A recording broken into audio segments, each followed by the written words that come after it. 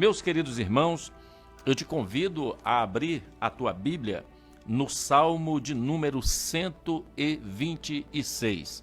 Salmo de número 126. Eu sempre oriento aqueles que não têm uma Bíblia física neste momento, mas que está aí com acesso à internet, que você possa acessar a Bíblia através do site da Sociedade Bíblica do Brasil. Lá tem todas as versões da Bíblia na língua portuguesa e você pode estar acompanhando. Então, abra sua Bíblia no Salmo de número 126. Eu vou fazer leitura e você pode estar acompanhando essa leitura para a nossa breve meditação da palavra do Senhor. Diz assim a palavra do Senhor. Salmo 126. Quando o Senhor trouxe do cativeiro os que voltaram a Sião, estávamos como os que sonham. Então a nossa boca se encheu de riso, e a nossa língua de cânticos. Então se dizia entre as nações: grandes coisas fez o Senhor a estes. Grandes coisas fez o Senhor por nós, e por isto estamos alegres. Faze-nos regressar outra vez do cativeiro, Senhor, como as correntes do sul. Os que semeiam em lágrimas cegarão com alegria. Aquele que leva a preciosa semente, andando e chorando, voltará, sem dúvida, com alegria, trazendo consigo os seus molhos. Meus queridos irmãos e ouvintes da Rádio Getsemane, é uma breve meditação da palavra do Senhor. É um salmo de uma profundidade muito importante para uma meditação da palavra de Deus. É um salmo riquíssimo, mas faremos uma breve meditação. O Salmo 126, apenas a título de curiosidade, ele é conhecido como o Salmo de Cânticos dos Degraus. Ele faz parte de um conjunto de salmos, que assim é denominado, de Cântico dos Degraus, que vai do Salmo 120 até o Salmo 134. São 15 salmos que estão incluídos neste grupo de Cântico dos Degraus. Alguns estudiosos bíblicos, aquelas pessoas que estudam bastante a Bíblia, estudam bastante as características em que estes salmos foram escritos, eles falam que este salmo tem este título, estes salmos, porque os judeus, quando eles iam a Jerusalém, uma vez ao ano, para cultuar a Deus ali nas festas anuais, no templo construído por Salomão, eles então partiam de suas cidades, juntamente com suas famílias, em direção a Sião, ou em direção a Jerusalém. E nós sabemos que a região de Jerusalém é uma região alta, montanhosa, em relação às demais regiões ali de Israel. Então ficava praticamente no topo, Então eles vinham ali de vários lugares ali da região de Israel, da Palestina, de vários lugares do mundo onde eles estavam espalhados para adorar a Deus ali no templo em Jerusalém. Então nesta época, as grandes festas, os judeus eles reuniam caravanas e eles seguiam para Jerusalém juntamente com suas famílias e eram denominados de romeiros, levavam seus animais para serem sacrificados. E durante esta caminhada, nesta subida para Jerusalém, nesses degraus para Jerusalém, então eles entoavam estes salmos, dos Salmos 120 ao Salmo 134. Nós sabemos que os salmos, eles são os hinos de Israel. Seria como se fosse a harpa cristã para nós. Então esses cânticos, eles eram cantados, eles eram louvados a Deus durante esta peregrinação, durante esta caminhada rumo a Jerusalém, subindo para Jerusalém. Então a mensagem que eles cantavam eram memórias, eram relatos, eram fatos dos antepassados, dos milagres de Deus que eram cantados e ensinados através destes salmos. Então esse Salmo dos Degraus, que vai do 120 ao Salmo 134, ele vai expressar as experiências, ele vai expressar os sentimentos do povo em relação ao Senhor em diferentes circunstâncias das suas vidas, em diferentes circunstâncias da sociedade.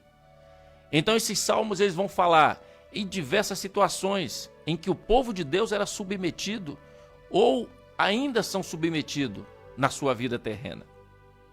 Ou seja, tristeza, vai relatar perseguições, vai relatar vinganças, angústias, dores, fraquezas, alegria, contentamento, luta contra o pecado e confiança em Deus. Conforme a proximidade de Jerusalém, era cantado um salmo, esse salmo dos degraus. Então a coleção do salmo dos degraus, os 15 salmos, é um relato, é uma experiência de vida que aconteceu no passado, que serve para nós nos dias de hoje, né? Sabemos que longe do monte do Senhor, nós estamos sujeitos a diversas situações. Quanto mais distante de Deus, estamos sujeitos às mais diversas situações que a vida pode nos proporcionar. E quanto mais nos aproximamos de Deus, estamos mais sujeitos à vontade de Deus. Então, quando eles vão se aproximando, eles se aproximavam de Jerusalém e, por fim, chegavam ali à cidade de Jerusalém, a Sião, e encontravam, então, aqueles que serviam ao Senhor.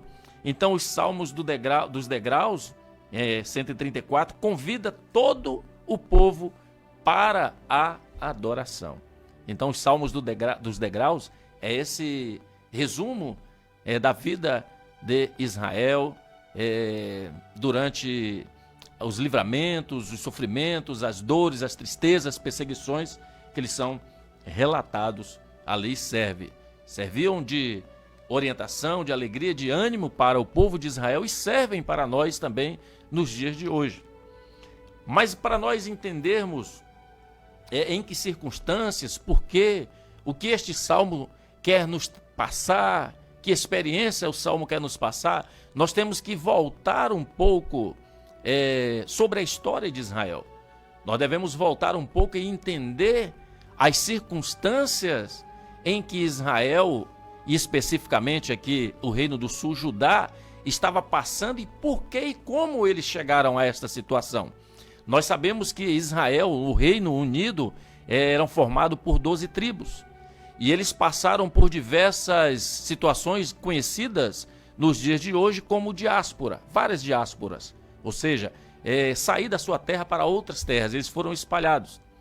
E nós podemos destacar duas grandes importantes diásporas da antiguidade que aconteceu com o Reino do Norte e com o Reino do Sul em Israel.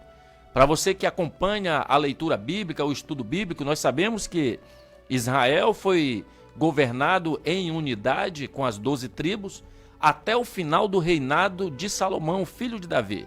Quando Salomão morreu, então o reino de Israel foi dividido. O reino do norte, que ficou conhecido ainda pelo nome de Israel, ficou com as 10 tribos. E o reino do sul, que ficou conhecido como o reino de Judá, ficou com apenas 2 tribos, a tribo de Judá e a tribo de Benjamim. Então, para nós compreendermos ainda, a diáspora do Reino do Norte aconteceu 200 anos antes da diáspora do Reino do Sul. No Reino do Norte, Samaria e Israel inteiro foi invadido pelos assírios, né? Destruiu todo o Reino do Norte.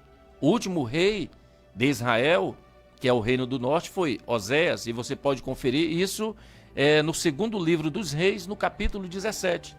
Então aconteceu ali a primeira diáspora. O Reino do Norte, as 10 tribos foram espalhadas por toda a terra, podemos dizer assim, destruído, e não voltou mais a reunir-se novamente de forma oficial, digamos assim, não se tem conhecimento, mas ainda permaneceu o Reino do Sul, a semente ainda de Davi. Mas esse Reino do Sul não foi levado cativo, mas permaneceu pagando altos impostos para o governo assírio. E então se levanta ali, ainda na parte histórica, se levanta ali um reino muito forte também, o reino da Babilônia, governado por Nabucodonosor. Então Nabucodonosor, ele invade Jerusalém, ali acho que em 3 campanhas de invasões, 200 anos depois de Israel, e então destrói ali Judá, destrói Jerusalém, destrói o templo construído por Salomão, toca fogo, mata milhares de pessoas, a maioria é levado cativa para a Babilônia, restando ali apenas alguns poucos que ficaram pobres e miseráveis ali em Judá, em Jerusalém. E você pode conferir isso no segundo livro dos Reis, no capítulo 25, no segundo livro das Crônicas, no capítulo 36, e em relação aos pobres e miseráveis em Neemias, capítulo 1 e o versículo de número 3. Então a situação de Israel, de Judá, ela era desta maneira.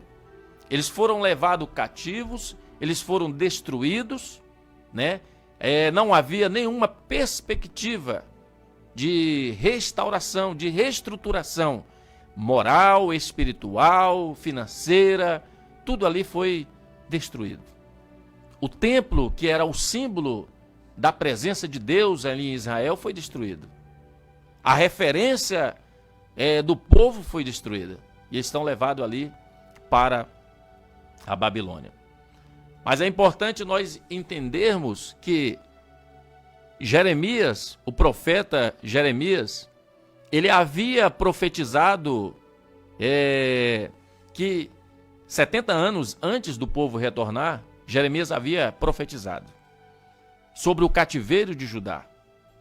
Isso nós podemos conferir em segundo livro das Crônicas, no capítulo 36, e o versículo de número 21, que vai dizer assim a palavra de Deus: para que se cumprisse a palavra do Senhor pela boca de Jeremias, até que a terra se agradasse dos seus sábados, todos os dias da desolação, e repousou até que os 70 anos se cumprissem. Então, Jeremias havia falado ao povo que Deus haveria de levar o povo cativo para Jerusalém, para a Babilônia, mas que Deus iria restaurar. Deus iria restabelecer novamente. E o povo então é levado cativo, né? Mas ali na Babilônia, ali eles casaram e tiveram filhos, formou uma nova geração de pessoas descendentes de Israel, ali na Babilônia. E essa palavra de esperança, essa promessa de Deus, ela foi propagada no coração daqueles que receberam esta promessa. Parecia que seria impossível, porque as circunstâncias políticas, as circunstâncias sociais daquele tempo, era impossível acontecer. Até mesmo porque esses reinos, esses impérios que existiam naqueles tempos, eles destruíam por completo as nações dominadas e jamais permitiam que elas retornassem para a sua origem.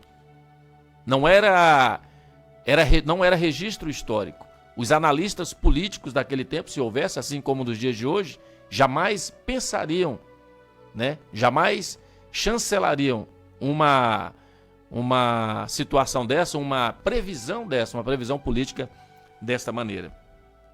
Então a Babilônia, ela cativou o povo de Israel, levou para lá um reino forte, um reino poderoso, muito rico, e então só que Deus preparou o retorno deles.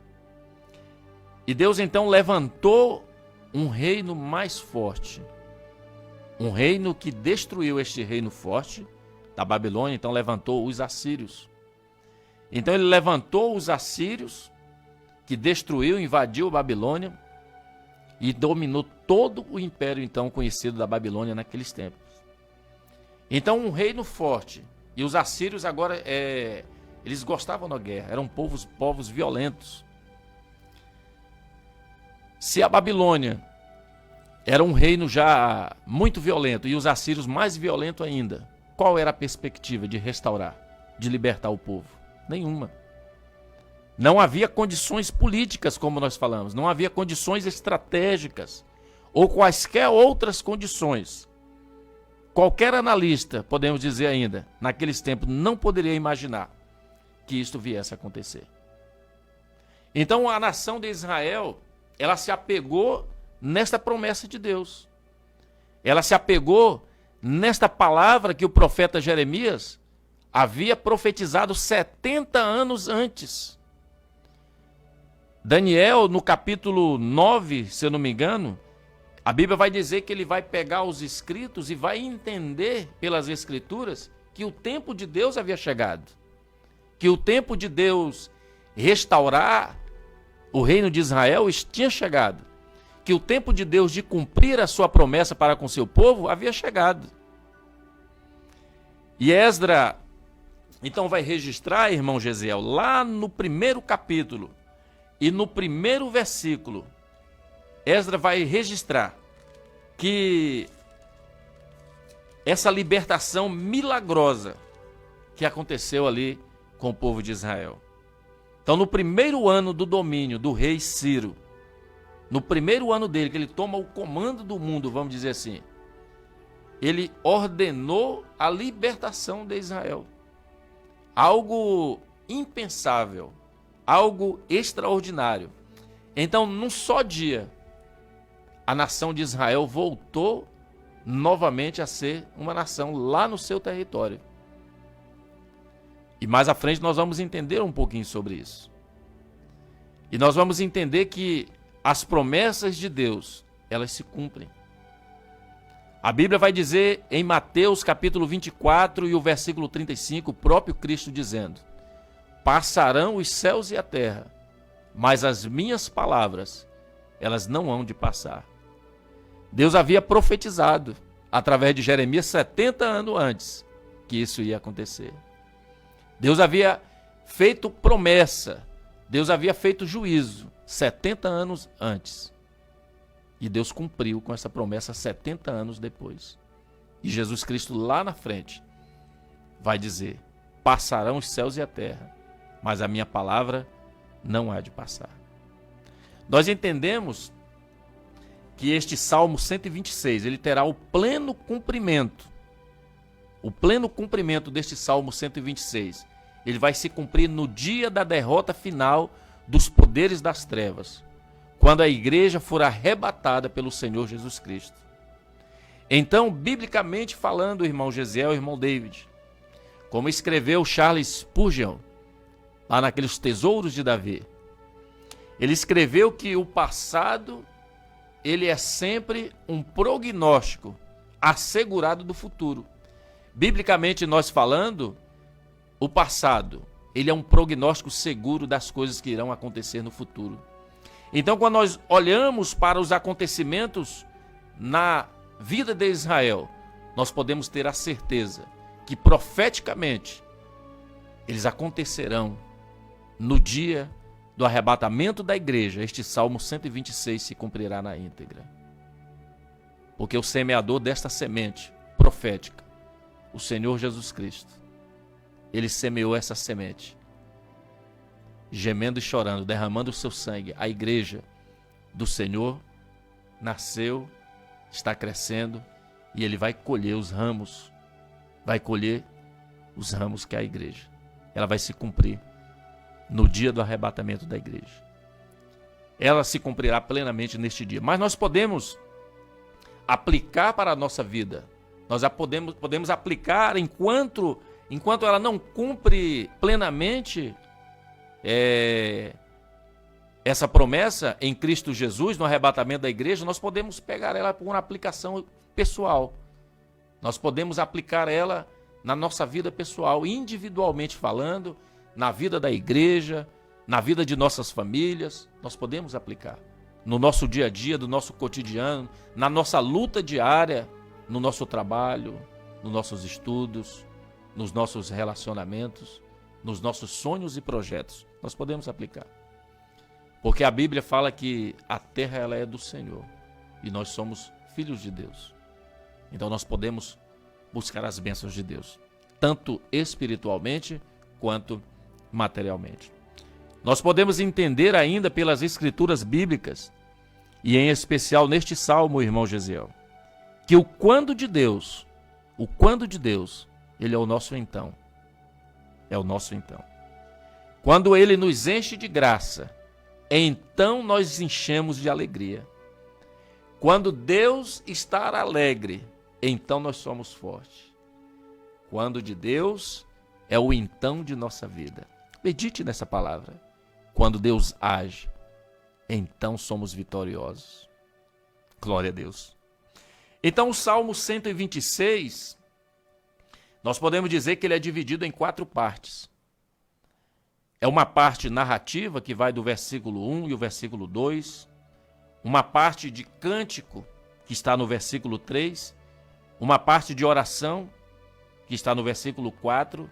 E uma parte de promessa, que é nessa que nós, às vezes, nos apegamos, que é o versículo 5 e o versículo 6. Então nós fizemos aí uma retrospectiva sobre a história de Israel, fizemos uma retrospectiva sobre as diásporas, e aconteceu algo impossível aos olhos dos analistas, dizemos assim, políticos, analistas sociais, analistas de todas as maneiras. Seria impossível acontecer isso, mas de repente aconteceu. E aí o salmista, esta pessoa que escreveu, eu fico admirado com a Bíblia. Eu gosto de ler e começar a desenhar a imagem na minha cabeça, né? Começar a imaginar a pessoa escrevendo. Ela observando o regresso de Israel para Jerusalém. O milagre, milhares de pessoas retornando. E aí ele escrevendo. Quando o Senhor trouxe do cativeiro os que voltaram a Sião, estávamos como os que sonham. Porque quando Deus realiza as promessas dele em nossa vida, irmão Gesiel, irmão David, e os demais ouvintes que estão nos acompanhando, quando ele realiza promessas em nossas vidas. Às vezes Deus prometeu algo para mim, algo para você, há muito tempo atrás. Às vezes Deus falou, usou alguém em profecia. Às vezes Deus falou lá na igreja. E você olha assim, meu Deus, é para mim. Deus está falando comigo.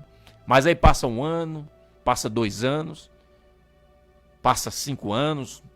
No tempo de Deus vai acontecer, mas você está lá, alimentando aquela semente. Está regando aquela semente, que nós vamos entender ali no final do Salmo com lágrimas. E aí então, de repente, quando você menos espera, a palavra de Deus cumpre na sua vida. E aí a Bíblia vai dizer que eles estavam como os que sonham. Eles não tinham a certeza que aquilo era realidade. Foi tão extraordinário e imediato que aquilo que aconteceu na vida deles, na nação de Israel, eles estavam como os que sonham. Será que isso é verdade? Meu Deus, parece um sonho. Um decreto do rei, sem uma intervenção política, sem um lobby político, sem uma votação.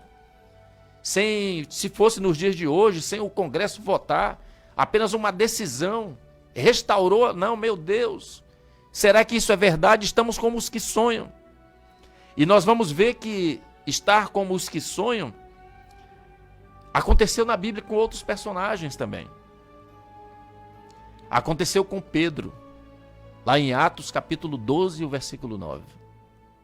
Pedro estava ali na prisão, e a Bíblia diz que um anjo tocou nele, chamou ele, e foi conduzindo ele até que o portão abriu, o controle remoto de Deus abriu o portão.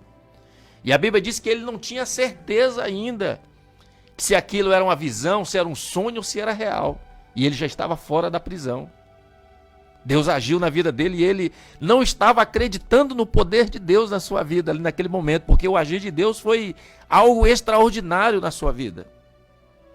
E nós podemos citar ainda o exemplo de Jacó. Jacó teve o seu filho José dado como morto, foi levado para o Egito e muitos anos depois, quando teve uma grande fome, os filhos de Jacó foram para o Egito e lá viram José e trouxeram a notícia para Jacó que José estava vivo. E a Bíblia diz que o coração dele palpitou de alegria, que foi tão forte ali que ele deu tipo um desmaio, um passamento, porque ele não acreditou, é como se fosse um sonho, algo irreal. Mas quando ele viu a carruagem ali do rei do Egito, aí então ele acreditou e o coração dele reviveu. Então algo de Deus aconteceu ali extraordinariamente na vida dele. E foi de repente, foi rápido.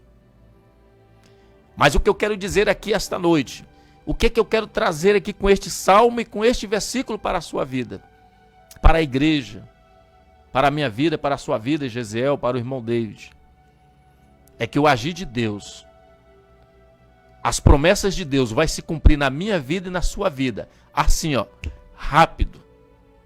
Quando você menos esperar aquilo que Deus prometeu na sua vida, Ele vai cumprir e você vai estar assim como estes aqui do Salmo 126, como os que sonham.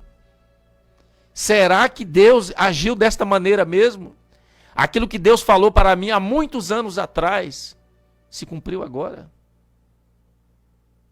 Será que durante esta pandemia, aquilo que eu havia planejado, aquilo que Deus havia prometido, ia tudo de vento em popa, e veio essa pandemia?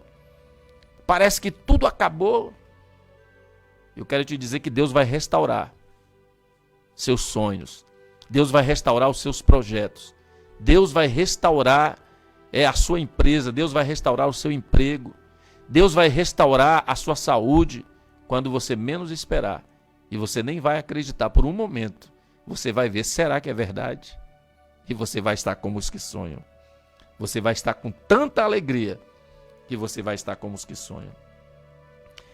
E o versículo número 2 vai dizer que a alegria deles era tão grande que encheu-se de riso a nossa língua de cânticos. A boca se encheu de riso e a língua encheu de cânticos.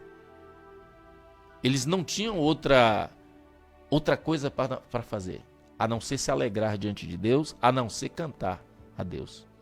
A boca deles não abriam para outra coisa, era só alegria, riso, felicidade. E em seguida dessa alegria vinha cânticos. E essa alegria deles foi tão grande, foi tão tremenda, que as outras nações testemunharam, falaram: olha, grandes coisas o Senhor fez por estes. Mas o importante é nós observarmos que eles reconheceram e viraram para as outras nações, e como se dissesse no Salmo, no versículo 3, realmente, grandes coisas fez o Senhor por nós, e por isso estamos alegres.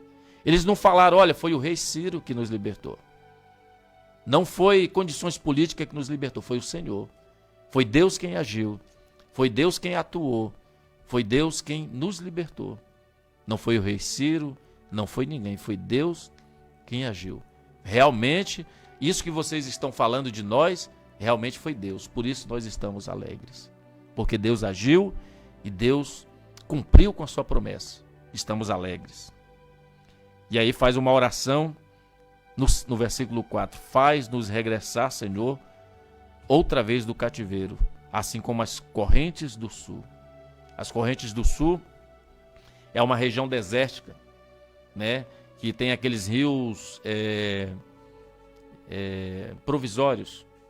Rios provisórios, mas quando eles vêm, eles trazem grandes vidas, traz alimentos, traz frutíferas, coisas ali que são plantadas e são colhidas depois. Então eles se comparam a isso. Um local desértico, sem vida, que agora estão retornando, tem alegria, tem vida, tem esperança, tem propósito, tem alegria nas suas vidas. E aí nós vamos para o encerramento, que é os versículos número 5 e o versículo número 6. Os que semeiam em lágrimas cegarão com alegria. Semear é um processo. Semear não é algo fácil. Primeiro, para eu semear, eu tenho que preparar a terra. Eu não posso jogar a semente de qualquer maneira. E quem trabalha no sítio, quem trabalha plantando, sabe do sofrimento. Sabe que não é fácil, tem que arar a terra. Você tem que preparar a terra, você tem que suar muito no sol. Você tem que passar, às vezes, a manhã inteira, a tarde inteira, arando uma terra para poder jogar a semente. É sofrimento. E nesses tempos aqui que o Salmo foi escrito, essa questão de arar e de semear é mais complicado ainda. Porque não era fácil como nos dias de hoje. Os historiadores relatam isso. Não havia semente com abundância como hoje, para plantar e semear, a tecnologia como hoje. Então, muitas vezes, alguém para semear, além deles prepararem a terra, eles muitas vezes tinham que se desfazer da semente que serviria de alimento para eles. O trigo, o milho, outras providências. Então, após eles prepararem a terra, eles iam semear. esta semente com as lágrimas, com o sofrimento, mas na esperança, na certeza que eles colheriam aquilo que eles estariam plantando. Então, semear é acreditar no resultado. Semear é sacrificar, é suar, é sofrimento, mas tendo a certeza da colheita. Nós podemos dizer então, irmão David, que semear com fé, ela é a semente. Deus abençoa essa semente. Por exemplo, quem crê em Deus, esta é a semente, crer em Deus. Ter a vida eterna é a colheita com alegria em Cristo Jesus. Aquele que crê no que não vê é a semente. Eu estou colocando a semente e crendo que ali vai produzir algo que eu não estou vendo. Em casa eu estou semeando ali, por exemplo, feijão, né? Coloquei lá fiz umas covas preparei a terra e joguei ali a sementezinha de feijão, né? Demorou uns 3 dias, 4 dias, brotou ali o feijãozinho, o pé. Eu coloquei e eu tinha certeza, convicção, que aquele caroço de feijão ia brotar feijão. Então aquele que crê no que não vê, esta é a semente. Estou semeando. Mas um dia verá aquilo em que creu. Esta é a colheita. A semente ela tem que ser regada para que tenha crescimento. E ela era regada com choros, com lágrimas, com sofrimento. Nada nesta vida, nós podemos fazer aqui um parêntese, nós podemos fazer aqui uma pausa. Nada nesta vida, nada se planta sem sofrimento, mas também nada se colhe sem alegria, no bom sentido falando. Porque tem muitas pessoas que semeia tempestade, semeia vento e colhe tempestade. A lei da semeadura. Mas nós estamos falando de semear bênçãos. Nós estamos falando de semear promessas de Deus. Então a semente ela tem que ser regada. E ela é regada com nossa fé, com nosso sofrimento, com nossa esperança. Não desvanecendo, não vacilando, mas crendo que Deus ele vai cumprir com sua palavra. Então aquele que leva a preciosa semente, andando e chorando, voltará sem dúvida com alegria, trazendo os seus molhos com alegria. Não se entra no céu com os olhos secos. Não se colhe as bênçãos de Deus com os olhos secos. É com muitas lágrimas. É com muito sofrimento. Mas quando Deus restaurar, quando Deus cumprir a promessa dele em suas vidas, eu tenho certeza que você vai estar como os que sonham. E você vai dizer que foi Deus que agiu na sua vida. Não foi o homem, não foi o médico, não foi o político, não foi o patrão, mas foi Deus quem agiu na sua vida. A promessa de Deus, ela vai se cumprir na sua vida. Deus vai restaurar sonhos. Deus vai restaurar projetos. E que Deus em Cristo te abençoe. O nosso tempo já terminou. E eu quero orar em seu favor. Que essa palavra ela possa encontrar guarita em teu coração. Guarde ela, né? Guarde ela. Se agarre nas promessas de Deus, porque passarão os céus e a terra, Jesus disse. Mas as minhas palavras, elas não hão de passar. Deus vai restaurar vidas. Deus vai restaurar sonhos. Deus vai restaurar famílias que estão sendo destruídas, famílias que estão à beira da destruição. Deus vai restaurar. Se você crê, curva a sua cabeça onde você está. E eu quero orar por você, eu quero abençoar a tua vida, em nome de Jesus Cristo. Senhor Deus e Pai que está nos céus, em nome de Jesus Cristo, teu Filho amado, eu quero te agradecer por esta rica oportunidade que o Senhor Deus nos concede de estarmos aqui mais uma vez na Rádio Getsemane, transmitindo a tua palavra, Senhor, aos teus servos que ouvem, à tua igreja, aqueles ainda que não decidiram, Senhor, por ti, mas que o Senhor venha restaurar famílias, restaurar vidas, restaurar sonhos, projetos, aqueles que perderam seus empregos nesses tempos de crise, que o Senhor Deus venha restaurar esses empregos. Aqueles que tiveram, Senhor Deus, dificuldade nos seus negócios, muitos projetos tiveram que ser parados, ó Pai, nesses tempos de dificuldades, mas que o Senhor Deus venha restaurar de forma extraordinária, que Deus eterno, que eles venham pensar que seja um sonho, mas é realidade. E o teu nome, Senhor Deus, venha ser glorificado, venha ser exaltado entre todos, pelas tuas ricas bênçãos e as tuas misericórdias. Abençoa, Senhor Deus, mais uma vez, em nome de Jesus Cristo, teu Filho amado, é o que eu te peço. Amém. Amém. Meus queridos irmãos, antes de nós ministrarmos a bênção apostólica e ouvirmos o hino, temos um recado do pastor Nivan e também do pastor Manuel. Quinta-feira haverá culto ali na igreja. Rolim de Moura passou para o nível 3, né? Agora, de acordo com o decreto do governo do estado de Rondônia. Então, a partir de amanhã já passa. Por enquanto está liberado. A partir de amanhã já entra em vigor esse decreto, né? Vai para o nível 3. Rolim de Moura já entra para o nível 3. Então haverá culto com os idosos, os irmãos da terceira idade, os irmãos que estão no grupo de risco. E vai ser a Santa Ceia do Senhor, quinta-feira. Então, meu irmão que está ouvindo, você que faz parte do grupo de risco, você é idoso, você vai ter a oportunidade de estar cultuando a Deus e participando da mesa do Senhor, porque já teve a Santa Ceia no domingo passado, né?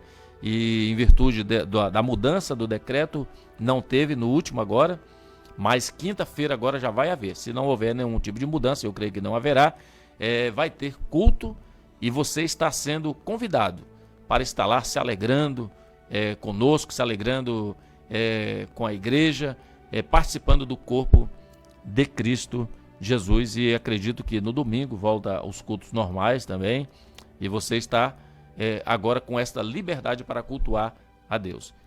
Amém? Que a graça do nosso Senhor Jesus Cristo, o amor de Deus, a comunhão e a consolação do Espírito Santo seja com todo o povo, não somente agora, mas para todo sempre. Amém.